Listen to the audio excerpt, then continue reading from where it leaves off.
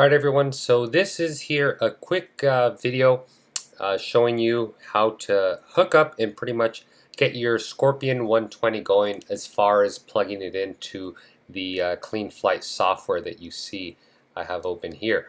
So getting the Clean Flight, very simple. If you do a Google search, you're going to be able to locate the Clean Flight. It probably will have you install Google Chrome as well if you don't already have it. And but like I said, it's really simple. There's no driver you need to look for. And yeah, just do a Google search and you'll be able to locate that to be able to configure your Scorpion 120. Now, these units are fully programmed as far as PIDs are concerned. You know, everything has been done already for you. The only thing you need to do is configure the radio, which I'm going to be showing you here in a little bit. I mean, you could do it. You could have it done without doing this, but it's recommended just so you can double check everything. It'll make a little bit more sense right now if you don't know what I'm talking about. But we are going to start. I'm not going to be showing you guys how to bind the unit. I will tell you here briefly how to bind it, but this video is assuming you have already bound your Scorpion 120 to your Spectrum compatible radio. And like I said, doing so, you'll find a little button on the top towards the front of the Velcro. It's a little button. You want to press that. You want to be holding that button down while powering up the unit. And then as soon as you power up, you know, within about 2 seconds, you can let go of the button and you'll see it start flashing. That's telling you it's already in bind mode, so it's just waiting for you to follow the proper procedures on your specific radio to enter binding on that end of it. I have noticed with Spectrum, not with the Scorpion 120, but Spectrum in general, I tend to get a better bind when I hold the radio behind my back. And like I said, that's with every Spectrum. We build a lot of units here, so it's just a common thing with Spectrum. Every time we're binding, we'll just hold it behind our back. If you don't get a bind, it's simple. All you gotta do is turn off the radio and redo that. Typically, we've noticed you don't have to recycle the power on the Scorpion itself. So that's that.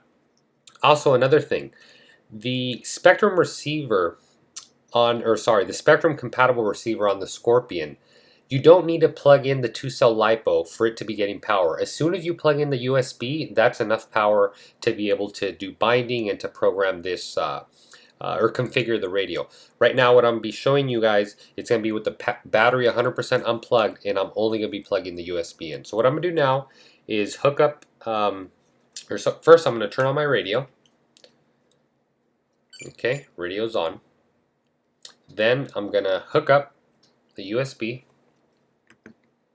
You can see it auto connected, because if you can see here on the very top, I have the box checked in where it auto connects. If you don't have that checked off, you're just going to have to press connect here, and that'll be that. So a few things you want to look for, obviously, in the shipping. USPS, FedEx, UPS. Sometimes they like to throw things around.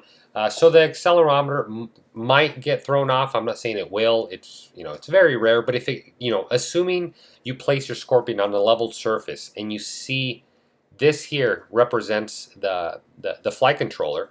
So let's say you have it on a level surface and you see it's like this. Obviously, we need to run calibrate accelerometer. We must calibrate the accelerometers. I mean, if you put it on a leveled surface, and let me make sure it's leveled, and you see it looks pretty level, then you're good to go. I mean, for the hell of it, if you just want to hit calibrate accelerometer, you're going to see here, we're just going to do it for the heck of it. Calibrate. Okay, you can see it, accelerometer calibration started, accelerometer calibration finished. That was it, guys. That's really all it takes. So, like I said, the full programming has been done. You don't have to worry about the ports menu. You don't have to worry about the configuration menu. You don't have to worry about the PIDs here. These have all been already set up, here by us. We test flew the units. We got them 100% ready. If you do want to tweak with the settings, feel free to do so. If you want to save these settings, just in case you do want to mess with some settings and later you want to come back to them, what I recommend you doing is going here and hitting backup. When you hit backup, it's going to enable you to create here a file, and obviously here you can see where you can save it. I'm not going to do that because I already have a backup file of this. And then let's say if you do mess up the settings, you would just hit restore, and when you hit restore, what that's going to allow you to do, it's going to allow you to go back to your previous setting that you saved earlier here with the backup. But that's that. So moving on, like I said, PIDs, we don't need to worry about unless you want to mess with them. What we really care about is this here.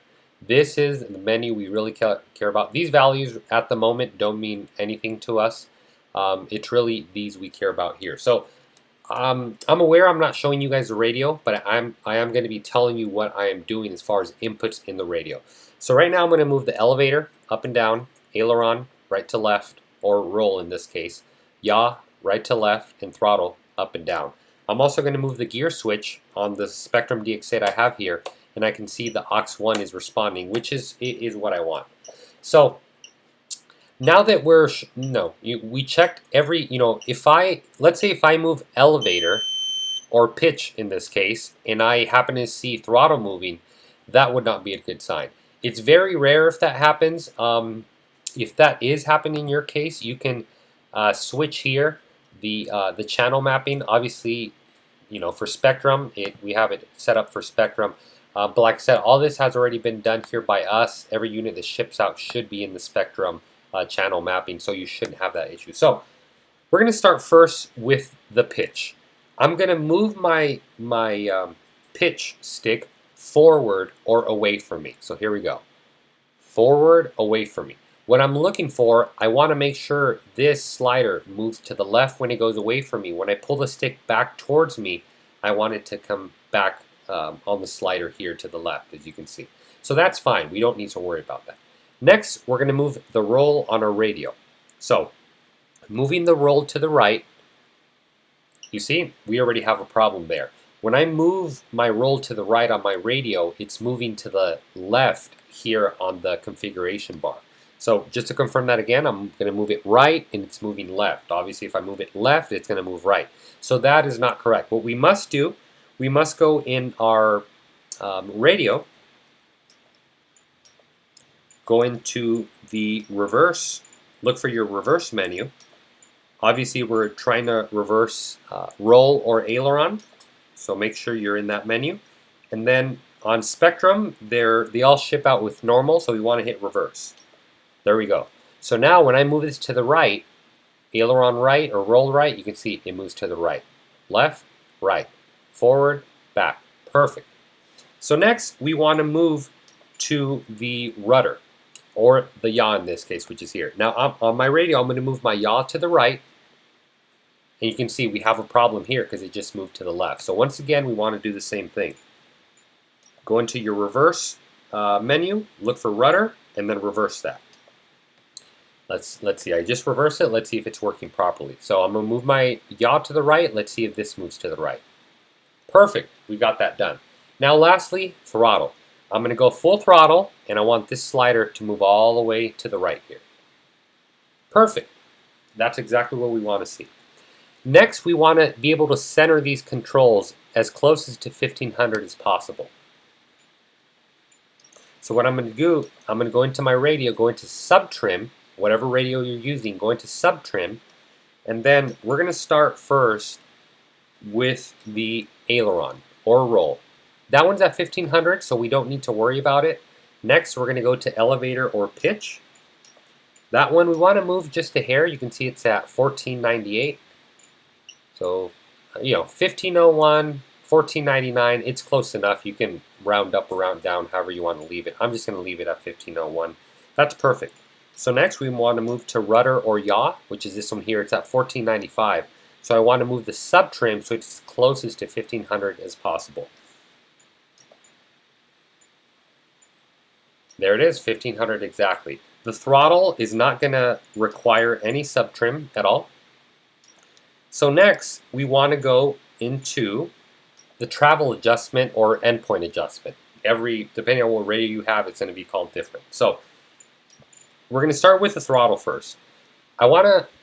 Ultimately, I want the value to be around 998 typically.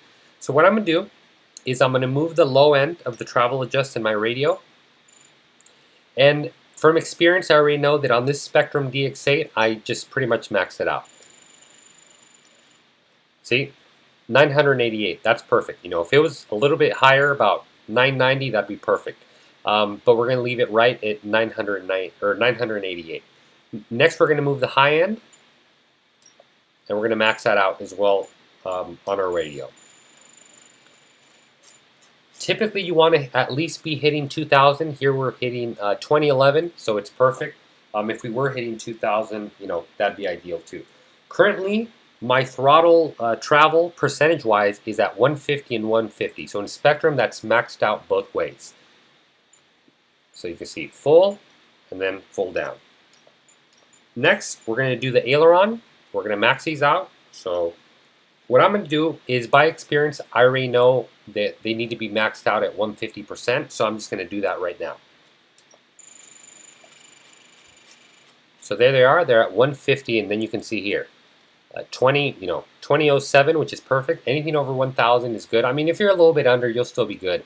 But typically, we try to shoot for anything over 2,000 on the high end, and on the low end, about 988 to 990 is typically what you want to see. So that's perfect. Next, we want to do our elevator. Once again, max it out as well. You know, 2011, beautiful. We're over 2,000. And 1990 there, so that one didn't go as low. Nothing to worry about. 1990 hovering around there, you're good to go.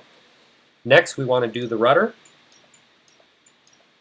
Once again, by experience, I already know, pretty much max them out, so I'm going to put them at 150 as well. Then right, 2011, beautiful. Left, 993. Perfect. That's exactly what we want. And just very quickly again, just to make sure I didn't hit anything accidentally, I want to make sure roll when I move right, it's right. Yaw when I move right, it's right. Pitch when I move forward, it goes to the right. And throttle when I go full, it goes up. Perfect. I didn't mess with anything. Everything's exactly where I want it. That's exactly what I want to see. So that covers the sub-trim as well as the endpoints on both high and low, as well as checking the direction. That's, like I said, that is an absolute must, because let's say, for instance, if you happen to fly this unit the way it was, remember how we reversed roll.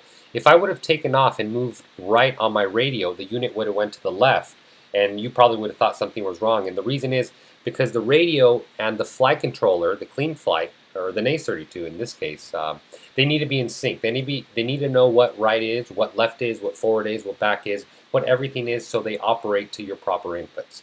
Now, next, the other one we want to look for is aux1. Now, aux1 is what controls your flight modes. If you have it on a 2-position switch, obviously you're going to have 2 flight modes. If you have it on a 3-position switch, obviously you're going to have 3 flight modes. So by default, on the Spectrum radio, it defaults to gear channel, which is here, aux1. Now, that can be changed on the radio. I'm not going to go into detail. For you guys that are familiar with changing that, you can map that to be wherever you want. If you want it on the flap switch, whatever switch. But like I said, here, channel 5 defaults to gear channel, as you can see here, which is the 2-position switch. That we don't need to worry about the center, and we don't need to worry about the endpoint. So do not worry if it doesn't go to 2000, and don't worry if it doesn't go down to 990. I mean, you can adjust it if you want, but you're going to see, I'm going to show you one more thing that you're going to see why it doesn't matter. So that completes this, this portion of it. Next, we want to go into the modes. Now you can see here, by default, all the units ship with angle mode and a non-angled mode or manual mode. In other words, angled mode is self-level mode. Manual mode, well, it's rate mode, and pretty much it will not self-level. So you can see here, when I move my gear switch, this little slider here is hovering within here, which is going to enable this to activate. So obviously when this falls out of these boxes, it's going to go into manual mode. So you can see there. So when this is lit up green, it's going to be angle mode. And when it's not lit up green, it's going to be rate or manual mode. So in other words, I'm going to put it in layman's terms. This is self-level mode. This is non-self-level mode. And it is able to flip in this mode here when this is not green. So self-level is in here. We're green. We're good to go. And then non-self-level is here. Now, if you do want to reverse this in your switch, let's say you want the position to be changed on your switch, you can easily reverse that in your radio and that would change. Another thing you can do, if you don't want to reverse it in your radio, you can just move this value to be over here, move it to be here, press save, and then you wait for here. It's saving the EEPROM, and then now you can see here. Now it's going to be in self-level mode on this side, and it's going to be in manual mode on this side. But like I said, they all ship out with it in here. Now these boxes, you can make them as tight as you want, as you can see here. As long as it's within those boxes, it's going to light up. So let me save it, EEPROM saved, and now you can see there, we're in self-level mode, non-self-level mode. Now, the other mode there is horizon. Now, horizon mode is a self-level mode when you let go of the sticks, but when you give full input, it is able to flip. So it's like a manual slash self-level. I guess when you're trying to flip, it's really useful because when you max your stick full to the right or left, for instance, it is going to be able to flip, unlike angle mode. So if we did want to activate that, that's very simple.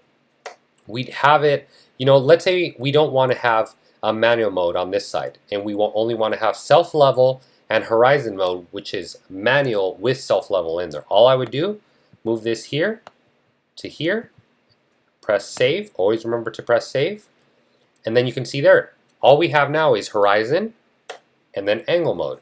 Horizon, angle mode, and you can see here by where it's moving in with the sliders. Now, once again, if we wanted to switch these depending on our radio, you can either switch it in the radio, or all you would have to do is move this one to be on this side, this one to be on this side, this one to be on this side, save it, and now all that did is reverse it. So now it's an opposite of where the switches are. Now up is angle, down is horizon. Let me just put those back. Like I said, you can make these boxes as big as you want, as small as you want. Just make sure it does not touch this end of it, or else they're kind of both going to be enabled, and you don't really want that. So you can make them as, if you really want it as big as this, or if you really want it as tight, you can make it as tight as you want, just as long as you make sure that it's falling within the box. So let me save that. There we go. So now the way I have it set up, this is self-level mode, and this is self-level mode with flipping enabled. Now, if you didn't care for this, and maybe you wanted to arm the unit with a switch, because currently the way you arm the unit or get the motor to spin up is you move the rudder on your radio to the full right, and obviously making sure your throttle is down, because if your throttle's all the way up and you do it, it's not going to work. So make sure your throttle's down and move your rudder all the way to the right, and when that's going to do, it's going to arm the unit. And then once it arms, you can let it go to center and you're ready to fly. Disarm it is the opposite. You'd move the yaw to the left. So let's say if I really didn't care for any of these, angle or horizon, let's say, you know what, I don't care for them, whatever, I don't want them, I can delete them and I can just do the arm. So make sure it's responding to aux1, because obviously we have it programmed here to aux1. And then, I didn't save it. That's why that happened. But let's add the range here. So I want it to be armed on this side when my switch is up. So you can see here, save. So now the way it's going to work, when I hit my aux1 switch, what's going to happen is, watch this. When I hit the switch up, it's going to be armed. So if there was a battery in there, right now the motor would be spinning at idle, and that would be armed. And then when I'm ready to fly, or let's say I crash and I want to quickly disarm it, boom, that's done. But like I said, that's what the arm is. I'm going to delete that and put it back to how they ship. Then press save. But yeah, guys, that's pretty much it as far as the modes here. I hope I was able to explain them. The rest of the modes, I'm not going to get into detail of them. If you guys want to do research online, you're more than welcome to do research on them. But the modes we typically use are here. And the unit, we tend to find that it flies really, really good in manual mode or rate mode, which is this mode here with angle loft. Like I said, wherever you leave it, it holds that angle. The PIDs have really been optimized for that. The self-level mode, does work. Obviously, it does self-level, but the manual mode is just really nice. Now, we've gotten questions as well from people that say, on the first units when we were first making them. We sent out a few samples for people to test out. Now, they were always wondering, can I use sub-trim if in self-level mode my unit is drifting? The answer is yes. A lot of people say you're not supposed to, but yes, you can use sub-trim on your radio. The only thing is when you go into manual mode or rate mode, it's going to tend to go in that direction of wherever the sub-trim is. So, if you're only flying in self-level, feel free to use sub-trim or trim, you want to call it, in your radio. You can use the trim tabs, no problem. Like I said, sometimes it'll do some weird input, especially when you go into manual mode. Now, another thing I want to cover is on your radio itself. Completely forget about this whole clean flight setup. On your radio, you are able to run dual rates and expo. Now, the recommended expo we recommend on these units is 35 on aileron and 35 on elevator. Obviously both sides, not just one side. And also rudder. So aileron, elevator, rudder, and we recommend you running about 35% expo on both sides. On the throttle, you don't need to run it. I guess if you do want to run it, feel free to run it. But we really recommend to run it on aileron, elevator, and rudder. And like I said, typically start out at 35. If you want more, you can put more. If you want less, you can put less. Also, dual rates. You are able to do the dual rates. The only thing to keep in mind, if you put dual rates on the rudder and you have it arm, how I showed you earlier where it goes full right. Let's say if my dual rate for the rudder was only to 1700, it would never arm. So be sure if you do the dual rate on rudder, make sure you have it on high rates when you want it to arm. And also high rates when you want to disarm it, or else it's never going to work like that. But also, guys, I want to mention this radio setup is for any radio out there as far as spectrum. If you have a Taranis and you buy the module, the DSM-2 module, and you get the Scorpion, the same is going to apply. You're trying to achieve the same thing I showed you here. All the rules are going to apply. So, if you're watching this video and you're saying, well, he's showing it with the DX8 radio, so I guess this does not apply to me. This applies to every radio out there. Let's say if you have a Futaba radio and you buy a module for Spectrum, it's the same exact thing. We're trying to achieve the same exact goal here, guys. So I really hope you guys enjoyed today's video. I'd recommend watching the video a couple of times before you actually do it, but you'll see it's very simple to do. It doesn't, it probably... When we set up the units here in-house, it literally takes us 30 seconds to do exactly what I just explained to you. So it's very quick, very easy, and like I said, this is just a cross-reference, making sure when we go fly the unit, everything's responding in the right way. So I really hope you guys enjoyed today's video, guys. If you have any questions, feel free to leave them down in the comment box below. You can always send us an email, dronepros@gmail.com. We'll be more than happy to answer your question there, or down below in the comment box. And as always, guys, be sure to subscribe to our channel, our YouTube channel here. It really helps us push out better videos, keeps it more consistent. Also, be sure to like the video if you liked it. Like I already mentioned, be sure to leave a comment in the box below. As always, guys, thanks for watching. Till next time.